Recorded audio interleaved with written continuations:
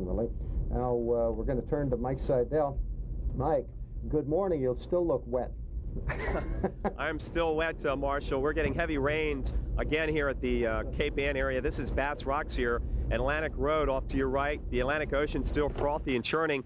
And as you see here, as we pan over to the road, this is what we're seeing all across Boston this morning. Commuting has been a nightmare. Many of the secondary roads have closures. And this little two-lane road here, which is the main thoroughfare, this is outside of Gloucester, is almost impassable. Now, you can see we have a road crew out here, a highway crew. Now, they worked on this drain last night, and it didn't really do much. Well, it went down, but now it's back up. They've got their rakes and their poles. There are not a lot of trees around here. In fact, there's been a lot of leaf drop before the storm, so we don't see a lot of leaves around. I don't know exactly what's blocking the drain, but some people are pulling up to it and saying, I don't think so. Some people are going through it. The water is about 1 to 2 feet deep.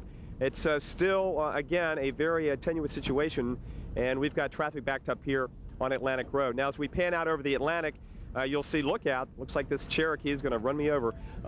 As you pan out over the Atlantic, we've got surf breaking about 10 to 12 feet. Last night, the waves were around 15 feet. Got another car from this direction. I'm going to have to start directing traffic.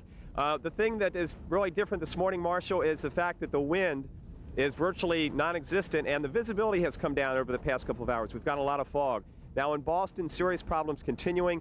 We've had flooding, we've had evacuations in Revere. The Revere High School is a shelter, and the Brighton area, or I should say the Quincy area, has had a problem too with flooding. People have had to leave their homes, and they've opened up a shelter at the Jackson Man School in Brighton.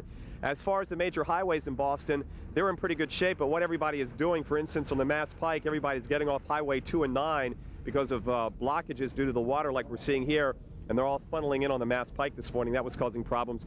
And mass transit's having problems on some of the T. The T is the subway train system here, and several of the stations are closed down. For instance, the Kenmore station on the Green Line, if you're familiar with Boston, that's down around Beacon Street, and there's over 10 feet of water in the station. They're starting to pump it out, but we're hearing now that they may not get it pumped out in time for tomorrow morning's rush hour.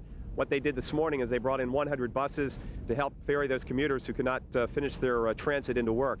So numerous problems here. Also, there's a river flood warning now for the St. Charles River at Dover. They're expecting that to flood this afternoon, just to add insult to injury, and it's still raining very, very hard this morning.